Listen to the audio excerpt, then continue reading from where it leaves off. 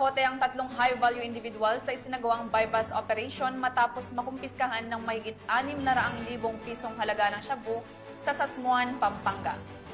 Ang matagumpay na operasyon ay bahagi ng pinaigting na kampanya ng PNP kontra ilegal na droga alinsunod sa direktiba ni Chief PNP Police General Nicolas Torre III.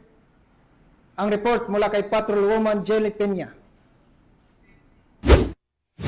Isang matagumpay na anti-illegal drug operation ang sinagawa ng mga operatiba ng Police Regional Office 3 na nagresulta sa pagkakaaresto ng 3 high-value individuals na sangkot sa pagbebenta at pag-iingat ng pinagbabawal na gamot na nagkakahalaga ng mahigit 600,000 pesos sa kahabaan ng Jupiter Street, Barangay San Nicolas II, Sasmuan, Pampanga, bandang 1:00 ng madaling araw nito lamang ika-11 ng Hulyo taong kasalukuyan.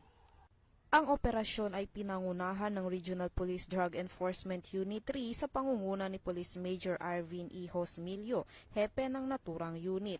Katuwang ang Regional Special Operations Group, Provincial Intelligence Unit ng Pampanga at Sasmuan Municipal Police Station. Kinilala ang mga naarestong suspect na sina alias Ed, 43 anyos, construction worker at kanyang live-in partner na si alias Roma, 30 anyos, walang trabaho, at alias Aaron, 34 anyos, isang seaman, kapwa mga residente ng nasabing lugar.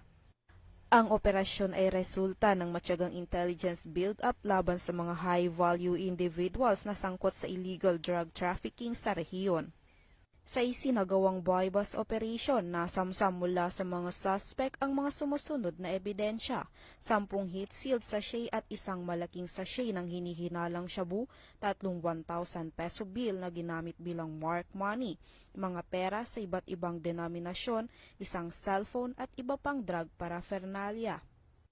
Ang kabuuang tinatayang dami ng nakumpiskang hinihinalang shabu ay umabot sa 95.5 grams na may katumbas na standard drug price na 649,400 pesos.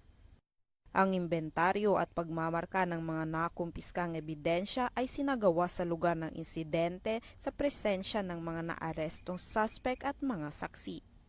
Ipinaalam sa mga suspect ang kanilang karapatan alinsunod sa Miranda Doctrine at agad na dinala sa tanggapan ng RPDEU para sa kaukulang dokumentasyon at disposisyon.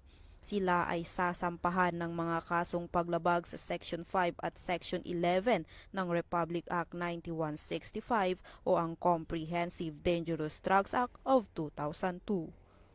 Ang matagumpay na operasyon na ito ay patunay ng mas pinaigting na kampanya laban sa ilegal na droga ng mga kapulisan ng Police Regional Office 3 sa ilalim ng pamumuno ni Police Brigadier General Ponce Rogelio I. Peñones Jr., Regional Director, alinsunod sa direktiba ng pamunuan ng PNP na supilin ang paglaganap ng ilegal na droga sa mga komunidad. Mula dito sa Police Regional Office 3, ako ang inyong PNN Correspondent, Patrolwoman Jilly Advincula Peña, alagad ng batas, tagataguyod ng Balitang Pulis.